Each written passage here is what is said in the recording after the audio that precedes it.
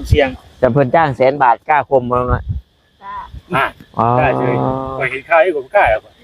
เจ้าจะเอาชีวิตไปเสี่ยง ใช่แล้วว่าเขาเหอะได้เงิน เสียงมันเสียงตื่นแหละ ไผสิใช่เลยไผสิได้ใช่เอาขึ้นนั่นน่ะ ป้าไว้ ป้าไว้ไอ้ซัก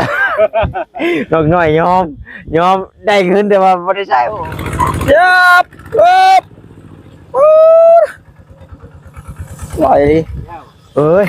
ข่อยเว้าอยู่ข่อยนั่นบ่ได้มีเงินมีคำมาซอยมีแต่เหือแต่แห้งข่อย แล้ว แน่น่ะว่ะแต่เงินคำยอมแหละ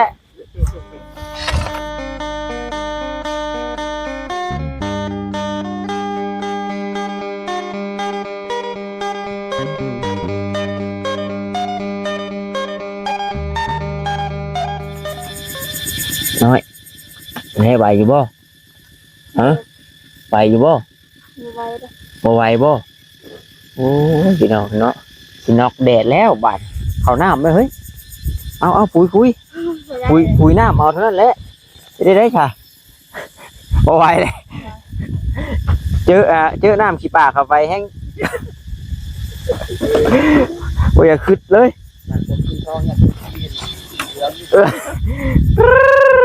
เนาะบ่ได้ว่าแต่น้องน้อยได้พี่น้องเนาะเจ๊ผัวกันบ่ตายอีกได้เนาะมันแดดเนาะเอาสวัสดีเด้อพี่น้องเด้อ เอามาใช้กับสิตายเพิ่นบ่ใช้สิเนาะ เอาสวัสดีเนาะ ฮ้อนแท้ ป้าสมเพิ่นเว้าว่าบ่ให้อันเดินทางในช่วงบ่ายโมงว่าซั่น ปลายจี้ บ่ายขนาด4 โมงเลยไงเด้อพี่น้องเนาะเบิ่งแล้วองศาก็มันอยู่ก่อนคือว่ามันเริ่ม4 โมงเลย 38 โอ้โตโหดโฟอยู่นี่แหละเป็นกำลังใจให้อะไรก็พอพุ่นละเดี๋ยวพุ่นมีคนมาซอยได้มื้อนี้ใส่อ้ายน้องน้อยเพิ่นได้หมู่มามื้อนี้สิบ่ได้ชวนซอยดอกมื้อนี้ได้ยืนเป็นกำลังใจให้แหละเฮาคนหลายนะไปหาสาวเทื่อแล้วก็ สาวเนื้อเนาะไปหาสาวเนื้อแล้วก็พอดีว่ามันบ่แม่นนี่น้อย หยัง แต่ว่าอ้ายตัวนี่ พอดีว่าเจอวัยรุ่นเพิ่นช่วงนี้เพิ่นกำลังเปิดเพิ่นกำลังเปิดเพลงเนาะกำลังเปิดเพลงเปิดล่ำอยู่ก็เลยบ่ได้ถ่ายพี่น้องเลยเนาะให้เพิ่นปิดเสียงเพลงเพิ่นว่าบ่ยอมปิดให้จังไดเดี๋ยวนี้ นี่เลย FC เพิ่น บอกน้องน้อยนี่เด้อว่ากินน้ำมะพร้าวกินบ่ได้เพื่อนน้อยบ่ให้เขากินได้ น้ำมะพร้าวน้ำแข็งน้ำโคกน้ำผสมซี่อย่างต่างๆเป็นเว้าอยู่ เวลาเป็นเม่นสิ โอ้โกยเนาะมันพิษได้ ย้อนเพิ่นหัดเองนะ เอ้ยเนาะเอาพี่น้องเอ้ยจังไดก็ขอกราบทักทายสบายดีเด้อพี่น้องเด้อเนาะ FC กันเบิดสุขุสุคนบ่ว่าอยู่ทางฝั่งลาวฝั่งไทยหรือว่าทางต่างประเทศนํพี่น้องเอ้ยยินดีต้อนรับเข้าสู่ช่องของเบาตาบ้านเฮาคือเก่าพี่น้องเนาะFC เพิ่นเว้าอีหลีน้องน้อยเพิ่นว่าถ้าเป็นไปได้น่ะถ้าคือเจ้าเฮ็ดได้น่ะพูดน้ำต้มหัวสิไข่น้ำต้มใบเตยพูดคักเพิ่นว่ากินเย็นๆกินร้อนๆแต่ว่าอากาศร้อนนี่แหละบาดนี้บ่ไหวแล้วแม่นบ่ ได้เลย อ๋อจะเผาได้เฮือนกับท่านแล้วเฮือนกับท่านแล้วสิเผาสลบสิหยังได้ทั้งพอแล้วก็ผู้ทั้งขุดทั้งโจมกุดกินเพิ่นอยู่มันเป็นหยังป้าพี่น้องเนาะเดี๋ยวไปเบิ่งเพิ่นเอาดินขึ้นอีกก่อนเงาคงบ่เอากุ๊บเอาหมวกมาสั่งเนาะมื้อหน้าเอามาไว้เด้อนี่นะไปแป๊บเดียวพี่น้องเนาะมาแล้วเกือบแล้วเลยได้นี่ห้องนี่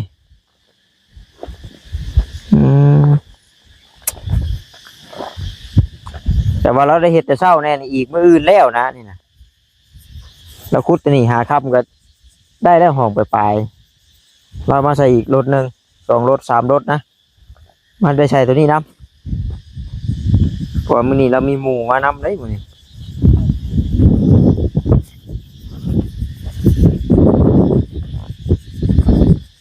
โอ้มื้อนี้คือตึงตังใช่ปะมื้อนี้วะคือตึงตังแท้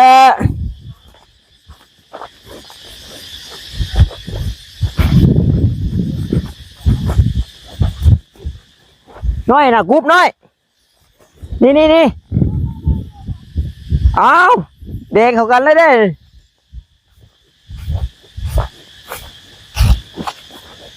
อ๋อแต่พอมืออุ้มเลยแต่พอมื้อนี้รถบ่ค่ายก็เห็นเนาะฮะมันแห้งอ่ะมื้อนี้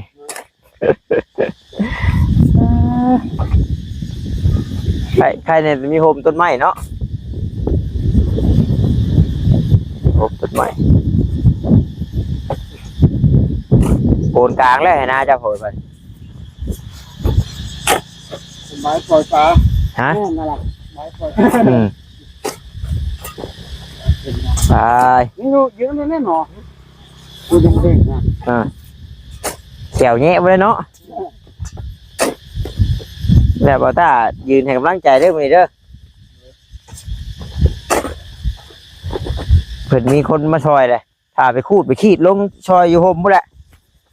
ไผน่ะบ่แซนบ่ฮะโอ้เพิ่นมาเลยพี่น้องเนาะว่าเข้าไปเฮือนเสาเนื้อแล้วพี่น้องเอ้ยเข้าไปแล้วพอดีว่าเพิ่นคือว่าช่วงนี้มันใกล้สิฮอดสงกรานต์แล้วพี่น้องเนาะเปิดตู้เปิดเพลงเปิดลำอยู่ไปให้เพิ่นมอดเพิ่นก็บ่มอดให้เด้พี่น้องคนพวกม่วนเนาะก็เลยบ่ได้ถ่ายส่วนไอรีแน่ก็น้องพัดไส้นี่โอ้กลับไปมื้อน่ะบ่ดีกูกะ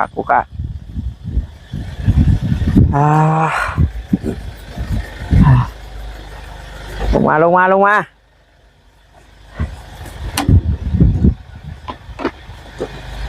อ้ายว่าเป็นน้ำเจ้าใช้เสื้อลายโตและอากาศบ่ถ่ายเทหน่อยเลยตายแล้วเอ้าครับโอ้โห เอาไปเฮาบ่ใช่มันใหม่ได้แขนเฮาเคี้ยวที่วาง โอ้ยใหม่กับบ่ใช่ลายกับโตขนาดนั้นนี่มันเป็น4โตลังเถื่อ3โตก็พูดไอเสื้อแขนยาวธรรมดาก็ได้ดอก ได้แล้วนะ เป๊ปซี่ ลืมแน่ เพิ่นทวงเลยว่าจิต เกี่ยวกันให้ เย็นมันยาวเย็นแล้วจักว่ะ โอ้ยเนาะเบื่อเมื่อเลื่อนในที่ชวนเมื่อเนี่ย อ๋อ เข้าบ้าน เนาะฮะ มันยังห้ามไว้ มื้อนี้ มื้อนี้เอาเป๊ปซี่มาส่งน้อยๆบ่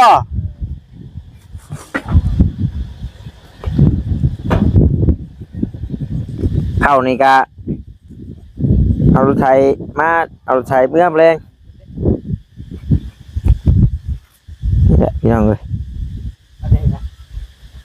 เปลี่ยน อะไรฉันดิ มาแล้ว เด็ด ไปบ่เพิ่นนี่อยู่ท่าควัดลงซอยเพิ่นก็พอแล้ว หลายคนน้อยๆโอ้ยได้ค่อยยังแวะถามหาได้น่ะห้านน้องผัดไส้เพิ่นพี่น้องเนาะเพิ่นย้ายห้านใหม่ หน่อยยังพูดเนาะทำหน่อยก็ได้ เจ้าเคยแวะเด้ ไปแล้วก็จะไปกินข้าวอยู่ค่ะ เอา ว่านี่คือมันเป็น ได้ดีบ่เสร็จ เนี่ยสีผมไม่ว่าเนี่ย อ๋อตากแดดแห้งมันใหม่ได้ตากแดดมันใหม่เมื่อกี้นี่ สุดละกินเดียว เดี๋ยวจะเช้าโหฮวนนี่ฮวนหันยุบแดดบ่ได้ไปเบิ่งบ่บุญไผ โอ้ยากเป็นว่ามันเตะคน โอ้วาสนาเพิ่นเนาะ ก็อะไรไปจับเลยว่าคือไม่ถูกนี่ถูกมาทางมาได้กับลูกมาถูกที่นุ่มน้องน้อยแล้วที่คมวัวอยู่โอ้ยที่มาคมคือเท้าแล้วแล้วเลยที่คมเสียง จำเพิ่นจ้าง100,000 บาทกล้าคมบ่ล่ะ จ้า อ๋อก ล้าเฉยไปเห็นข้าวให้ผมกล้าแล้ว เจ้าจะเอาชีวิตไปเสี่ยง ใช่ยังไม่ขอเหอะเลยเงินพอ เสียงมันเสียงตื่นเลย ไผสิใช่เลยไผสิได้ใช่เอาขึ้นนั่นน่ะ ป้าไว้ ป้าไอ้ซัก ดอกน้อยยอมได้ขึ้นแต่ว่าบ่ได้ใช่โอ้ยขึ้นได้แต่ว่าบ่ผิดว่าไม่ได้เด้ ไม่ได้เลย บ่ได้ โอ้ยสิตายเลย ว่าดอกเอาน้ำเย็นๆมาห่มมาได้ผู้ใดมีก็ได้เนาะ หากับกินไปกินลาย ตายได้ เอ้าเพิ่นเว้าเพิ่นเว้าฮ้อนกับเย็นกินลงไปมันปะทะกันเด้ศพเราจนหลอดจนจืดไปเลย โอ้ยจืดเลยเกี่ยวไปเกี่ยวมาเกี่ยวไปเกี่ยวมา เดี๋ยวเนาะเห็นได้จะไปกับมันผิดหวังเลยก็ขอโทษขออภัยนำหลายๆบ่ได้เรามาหอมนั่นผู้บัดนี้ ได้อยู่ทางไอรีพ่อเราอยู่บ่ พออยู่ เราขึ้นมาแล้ว เห็นด้วยทางเขาว่าเดียว เรากำลังเข้าไปฮะเนาะเบาลีเราจะขึ้นเราพี่คือกันอยู่ สภาพมันใหม่คือเป็นผู้หญิงเมื่อยแห้งแต่ เบิ่งกว่าน่ะหัวจนดำแล้วไฟไหม้ไฟลวก แห้งดีเนาะ เป็นยังวะ น้องมินได้ป่ะเฮ้ยอยู่มิน มีน้องบัดเดียว เนาะ โอ้ยบัดที่ปัดเสียวแจ้โอ้โห บอกมันมินคนละนี้เนาะ มันเป็นเกินไปเนี่ย คือเขาตายหืม ว้าววันตอมเจ้าด้วย บ้าน้องน้อยแก่เสือนี่เพื่อน ดีกลิ่นมันออกมานี่มันบ่ไหวดิ มินสมเนาะ เฮ้ยเรียกว่าเราตำแล้วแกงก็ไม่จักในเถียงเราจะพูดเนาะ เป็นไง เอาลมมาที่เลยไปหาดมเบิ่งต้นตอมเนาะ อยู่ก็ได้ดีได้แบบตายรถอยู่ก็ได้ ตายมาบัดเดียวคือยังตาย ที่แรกผมว่าคนเราฮู้อยู่ว่ามินนะหาสืบหาได้ อยู่ใส่ว่าบ่ยันบ่ได้มีประแดกบ่ อืม จังว่าเราเปิดประแดกอยู่เถียงแล้วพูดจัก แปลกมันไปกินมันนี่ จะได้กินแบบ คืองูคือยังตายนะ เออ เตรียมตาย มันสาบๆเนาะจังว่าเจ็ดทอนจัก เออ เนาะอย่างนี้ นอนยามเมื่อไปเลย เมื่อกินมาบ่ เมื่อมุ่งมั่วช่วงบ่ายได้แดดได้พวกนี้เพิ่นเมื่อนะ เช้าไม่ได้เช้า บ่หนามาเลย ห กั นึ่ น งโมงนี่แหละเนาะ มาเลยกับมันเรื่อยๆอยู่ไปกันนะ ขายเลย มันคือว่าแล้วพี่น้องเนาะมันช่วงนี้นะมันบ่คือช่วงหนาวนะเฮามาเลยเฮาก็เฮ็ดเวียกได้เบิดมื้อเด้ เลย อันนี้นะมาเฮาสิไปเฮ็ดแบบคือช่วงนั้นมันบ่ได้ มันแดดลีได้พี่น้องเนาะแต่ขนาดอยู่สหรัฐอเมริกาก็ยังเริ่มบ่มีหิมะอะไรแบบนี้นะน่ะชาวบ้านเฮาไปหนาวจนหิมะตกก็อยู่บ่ได้อีกเด้ทัดสาวว่าสิ่งจักอยู่ไสเป็นไงบ้านนี่เช่าเลยบ่เช่าเลยเนาะเช่าเลยเขาสืบมาเบิดเลยดิดูดเอาเบิดเลยเลยกันใส่บ่จิตน้ำก้นขี่รถน่ะมีหยังน่ะยันว่าฮะ ลืม บ่ยันว่าเบิ่งไอ้ถ้ามันมีหยังก็ได้พอกินได้ก็กินมักชะลุมชะลีบ่ได้ติดรถติดรางเนาะบ่ฮะ นอน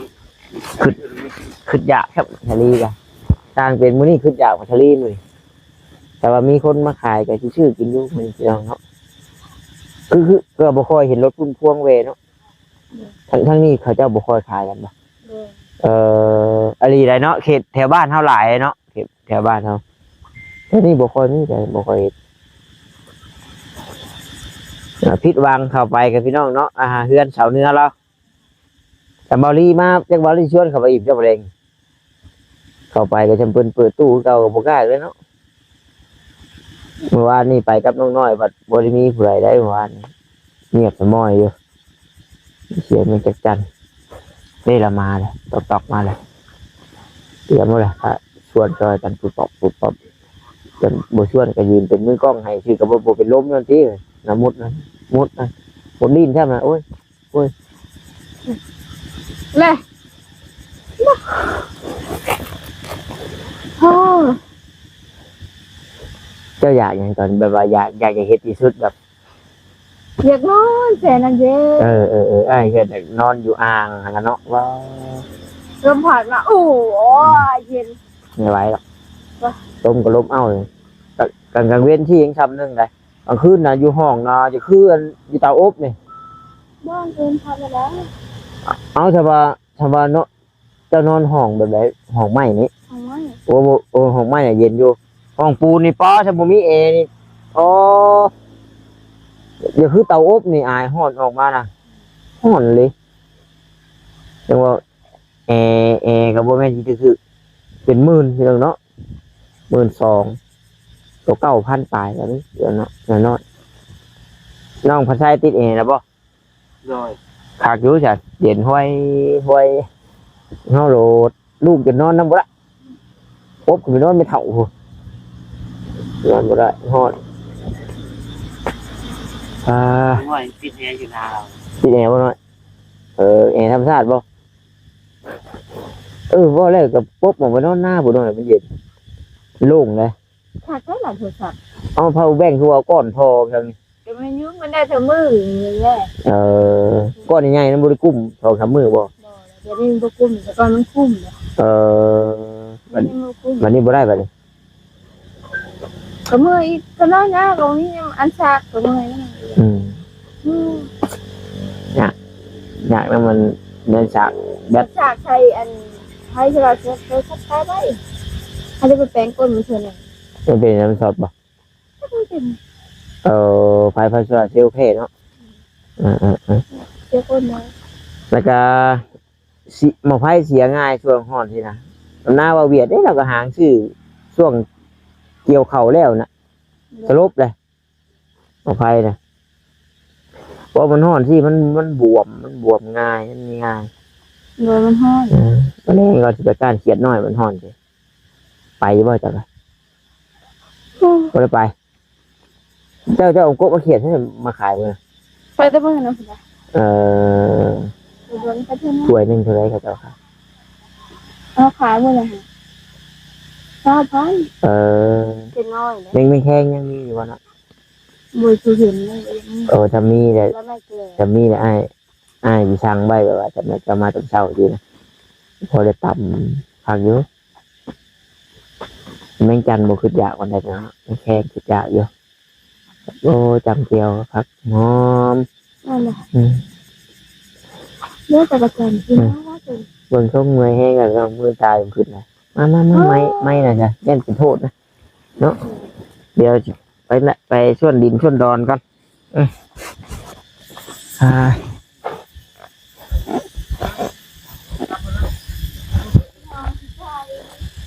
ป้ายังบ่เต็มอยู่เท่านั้นกันฮอตพี่น้องเนาะ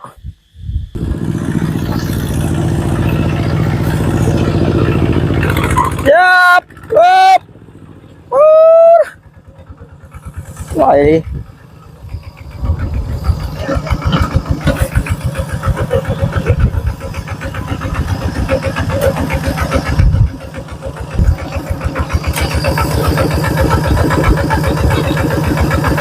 เพิ่นว่าคือบ่ถอยหลังเข้าเพิ่นว่ามันจังว่าถอยหลังบ่ได้เนาะมีดาวข้างเนาะไปหน้าดิเอามันจะแทบไปเลยไปอีกวันนึง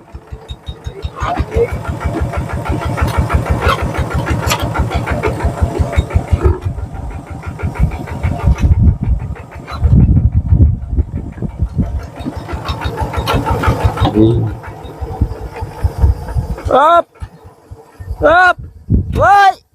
หมอเรียบร้อยคือยังห่างเลยยาเนาะมีผู้กล้ามเนาะ น้อยใจเป็นยังยังขอให้ อ๋อที่nhỏเอาบ่เห็นว่าได้แล้วเนาะพอเนาะพอยังเหือแห้งเปล่งปังเด้อทำแรงคือเขามันเฮ็ดได้ในช่วงนี้ได้บ่เห็นเฮ็ดได้ช่วงนี้แล้วแดดเนี่ยนี่ก็ไม่ได้เลย เป็นวินเป็นเวียนโอ้โห สุขภาพก็สมบูรณ์แล้วไม่ได้เลยลูกคุณไหม โอ้ยบ่ได้ว่าแต่คนเฒ่าได้เด็กน้อยก็เป็นกันได้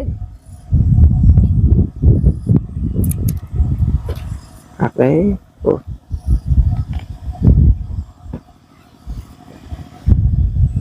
อย่างเนาะโอ้น้อยก็บ่ได้จมหยังจมฮ้อนจมสิเป็นอื่น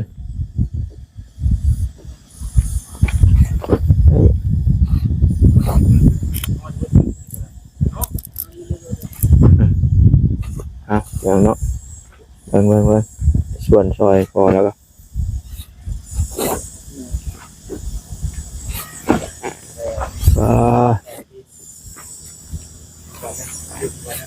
โ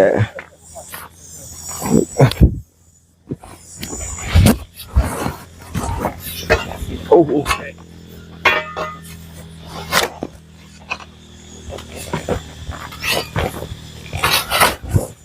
แต่เว้นโต๊ะก็แม่นเรียบร้อยน่ะเนาะเป็นโต๊ะบ่ได้ล่ะนี่ก็บ่แม่นสิเข้า5 โมงแล้วบ่นี่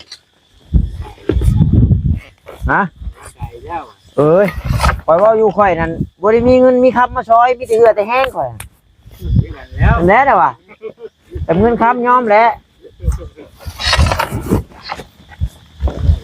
รถผู้ละส่วน2ส่วนนี่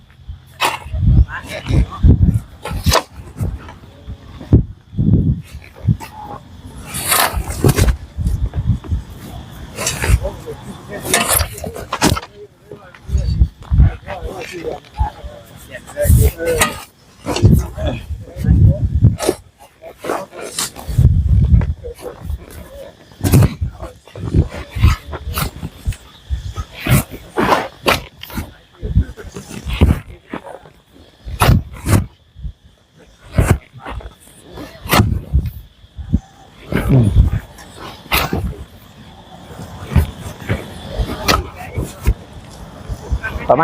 มาณ3 รถเต็มบ่ห้องพอฮะอีก3เต็มบ่แนะนำอีกบ่แต่ละห้องประมาณได้รถนี่ห้องรถได้บัดเพื่อฝนตกยุบได้เนาะเฮ้ยใช่ขวดไปรถ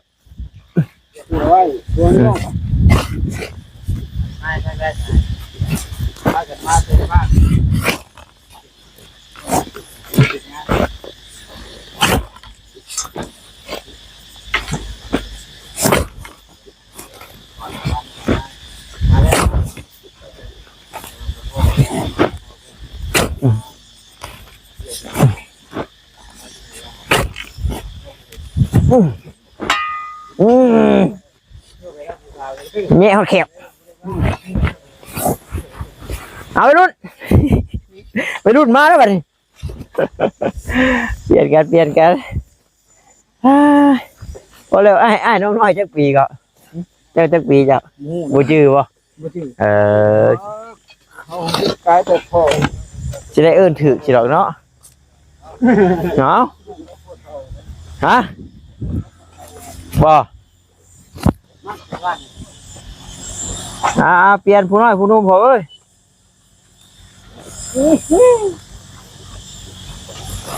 เปลี่ยนผู้น้อยผู้หนุ่ม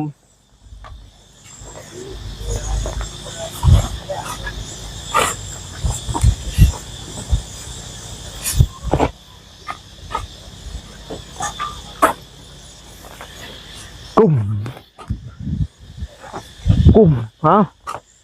ไปให้เพิ่นชวนก่อนพี่น้องเนาะพักผ่อนก่อนโทรศัพท์ฮ้อนแล้วพี่น้องความจำมันสิเต็มเพราะความจำโอ้ยทางไอรีกับมาแล้วเนาะพี่น้องเนาะเอาเรื่องก็ขอขอบใจหลายๆที่เข้ามาเบิ่งมาชมแล้วก็บ่กดข้ามโฆษณาพี่น้องเลยถ้าคลิปนี้ขอกล่าวคำว่าสบายดีเด้อพี่น้องเด้อบ๊ายบาย